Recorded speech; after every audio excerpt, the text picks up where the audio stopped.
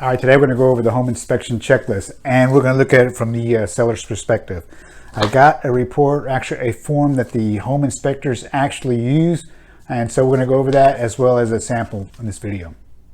Hey, it's me, Gerald, an active real estate agent and investor. I'm here to share what I've learned and continue to learn since 2007. Okay, as a home seller, you're not required to get a home inspection if you do not want. You can always wait for the buyer to get one, and then when they're buying the house in that process.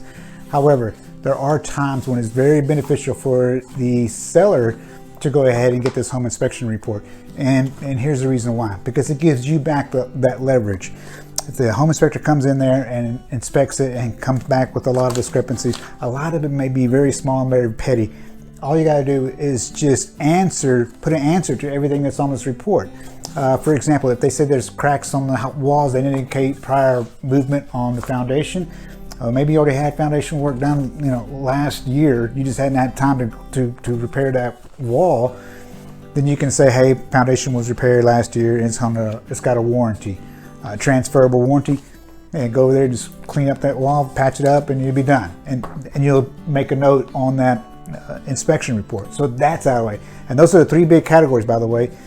When people are looking at houses, it's going to be the roof, the foundation, and the HVAC. All right, so let me go through this report here. I'm going to go through a blank one, and then I'll cover a sample. All right, this is the actual property inspection report from the Texas Real Estate Commission. The home inspectors will be following this because they are regulated by the Texas Real Estate Commission. And they're going to have the information here at the top. Now, what is extremely important, I cannot emphasize enough, is this section right here called Purpose, Limitations, and Inspector Client Responsibilities. It is extremely important, I can't stress enough, that you and your home inspector are on the same page, because this is going to identify what they are required to do and more importantly, what they're not required to do. All right, so please give this a look through, because that does have a lot of information as well as down here. But the inspection does come into different sections here. The first is going to be the structural systems. All right, they're going to check these boxes off accordingly. These are corresponding up here: inspected, not inspected, not present, deficient. Right, so this is going to be the foundation. Under the structural system, this is the foundations. And they're going to be taking pictures and they're going to put them in here, as well as making all their comments. Grading and drainage. This has to do with the level of the land around the house, how it drains. The roof cover materials, obviously that's going to be the roof material. Roof structures and attics. How well is the integrity of the roof? They're going to be looking inside all the rafters. Now you got interior and exterior walls, ceilings and floors. They're going to be looking at all this stuff. The doors, interior and exterior, as well as the windows, stairways, fireplaces, chimneys, porches, balconies, decks, and carports, and other. All right. Again, they're going to be taking pictures of everything. You'll see them marked up on the pictures, and they're going to make their notes in here as well. All right. The second one is going to be electrical systems. Service entries and panels. This is actually where the electric comes in and just gets distributed from there. Now they're going to be looking and making sure everything's properly terminated and grounded.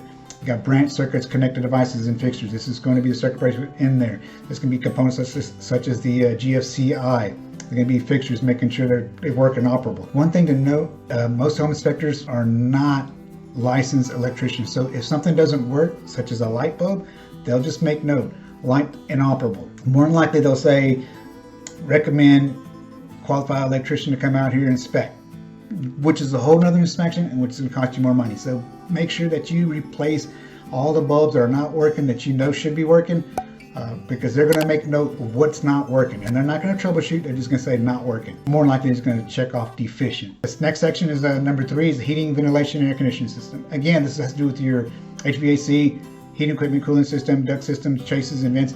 Once again, in this section here, if something's not working, they're not here for the troubleshooting. They're just going to note. They're going to take measurements with the temperature measurements, where it goes in the return, comes out in the vents, as well as inspecting the filter and everything else like that. All right. So if something is not right, they're just going to make that and document it. And again, more than likely, they're going to say recommend a licensed HVAC technician to come out for a full inspection or something like that. So make sure everyth's working as much as possible if you can. Section 4 is plumbing systems. And once again, you have to have a license to repair plumbing over here in the state of Texas. It's controlled by a license. They're going to be looking at all the plumbing, distribution, system and fixtures, drains, vents, waste, water heating equipment, hydro massage therapy equipment if it's got one. But once again, if something's not working right, they're going to be saying recommend a licensed plumber come out and inspect. And by the way, I want to make another video with all these different sections to kind of show you what they're looking for, how you can prevent some of this stuff from coming on your report. You're going to have an idea what they're going to be coming and look at, so you'll know what to fix if you can. And a lot of this stuff is not that much. All right, the next section is going to be section 5 with appliances, so they will be testing. If you have a dishwasher that hasn't been ran in a while, they will run it. There's a seal down there that tends to dry rot, and it may leak right past there, so be careful with that. Waste disposer, listen, if you have an old garbage disposal, they're going to say it makes excessive noise, more than likely. All right, so look at all of this stuff in here as well. Garage door operators, as well as dryer, exhaust system, all this stuff. Again, I'm going to make another video to kind of cover all this, but I just want to show you real quick of what they're expecting and not expecting.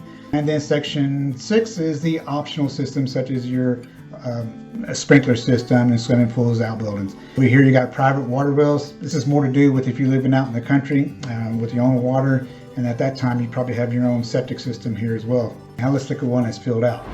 All right, so the first thing I want to say is this is an actual report. I did change up the address and some of these pictures to keep it private for my client here. So on the front page you usually have a picture of the house and some information here as well. And if you remember this from the last video, this is the same information that they get from TREC. And again, I got a lot of stuff highlighted. Please, again, take the time to go and read all of this. All right, understand what's going on. If you got any questions, feel free to reach out to me. I'll help you out any way I can. So one of the things they're going to do is first is going to put down here present and inspection. It's got buyer and the buyer's agent. All right, builder status is vacant, weather conditions, are the utilities on, yes or no.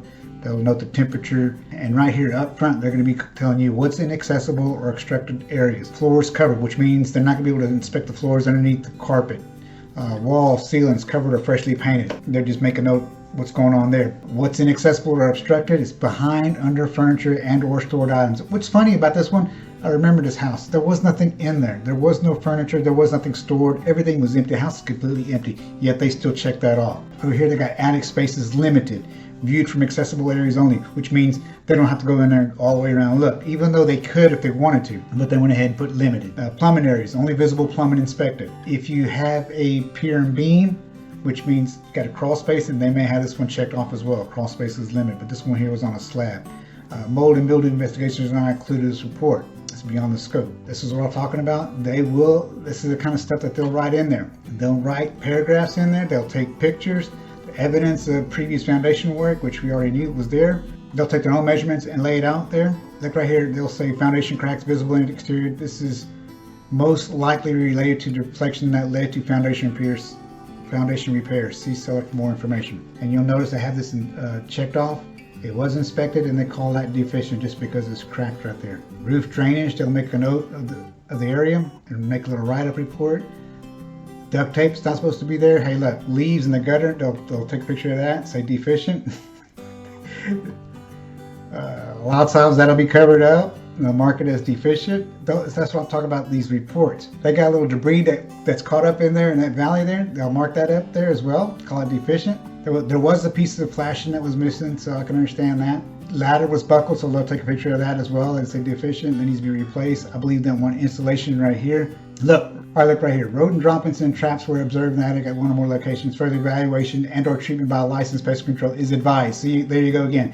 Even though the rats may have been out of there forever and they might not have been in there, that could have been stuff from a long time ago, they'll write to go have somebody else go inspect it, just because there was evidence in there. So if your attic has that, you don't have rats, best go ahead and clean it up before you get that inspector out there. But this one was all dirty as well, so take pictures of that. It's missing insulation here. Take pictures of how it's supposed to be. Also, if you have previous water stains on the inside, they'll make note of that, and they'll probably more likely say a roofer needs to come out and inspect. Exterior walls, they'll make note of where the mortar may be missing, also as well as the caulking where the siding meets the brick. They'll note algae here, and they'll be taking pictures with the thermal imaging camera here. Look at the small cracks. If it's a small crack, again, they will put it on there. You know what? I shouldn't say they were always going to put it on there, because there are some home inspectors, they might not even deem that as deficient, but some, if they see it, they'll put it on there because they don't want to have anything on them. More thermal imaging. You can see a hairline crack right there, a cracked driveway or in the garage. Not sure what they want us to do with that. Here you have a little door jamb that's messed up, and as well as that door doesn't look like it's lined up, so that had to be fixed up for the contractor. Leak caulk was missing there, as well as there. I remember this one. Now this is the damper. They said it was stuck.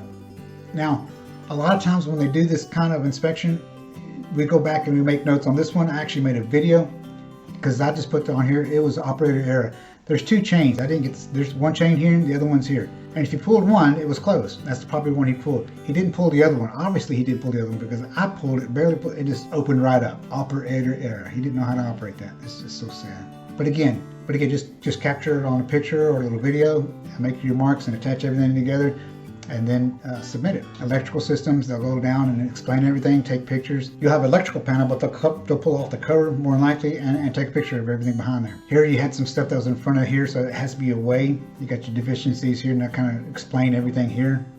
A lot of the stuff here, like the wires from the major pole to the pole that's on the house, there's nothing you can do about that. But they did make a note of it, and so we made notes as well. Contractor kind of messed that up. He should have replaced that light so that would open up all the way. Again, more pictures of each HVAC. Hey, we're only on section 3.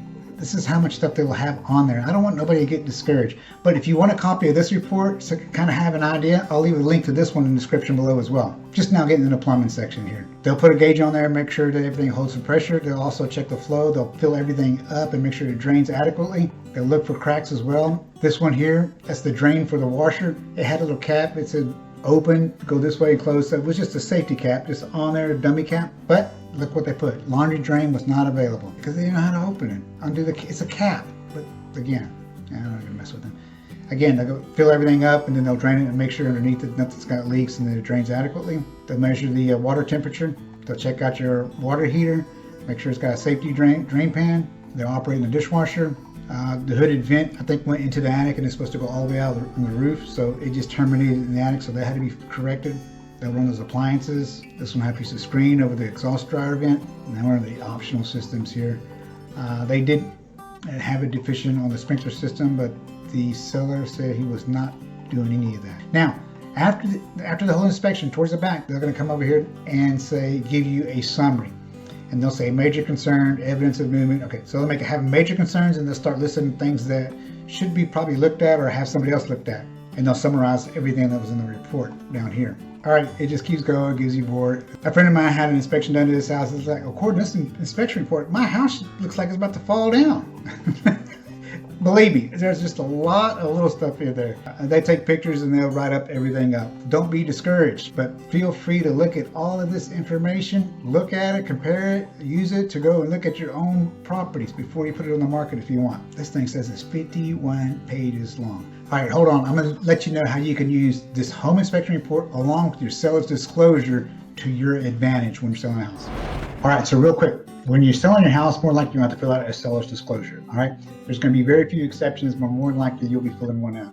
And it's important that you fill out as much information as possible and truthful as possible too. Now, that along with this inspection report is why I say it's so important, because if you have all this done before you put that property on the market on the MLS, then when you have a buyer that submits a contract for the price of what you say or around that price, or maybe a little less or whatever it may be, when they go back and have their own home inspection, if they choose to do that, they might want this, and that fixed, all right? So then you can sit there and say, well, seller's disclosure said that the roof was already 15 years old, all right? So we're not doing that because we price it according to that information. Yes, I understand this is messed up, and we disclose that in the seller's disclosure. I know it says that in the inspection report. Everything was already there. We're not fixing anything. If you want us to fix anything, then the price is going to be changing. So it gives the buyer less leverage. The more information you have on there, on the seller disclosure, as well as more stuff that you fix on the home inspection, if in fact you choose to get a home inspection report down on your own before you put it on the market, you can resolve all those issues before a buyer submits their contract. So when they submit that contract, you should have to be doing anything else. It should be good. You just be negotiating a price at that point. And make sure to reach out to me if you have any questions, comments, and or concerns. I'll be more than glad to work with you. All right? Stay safe, love your families, and have a blessed day.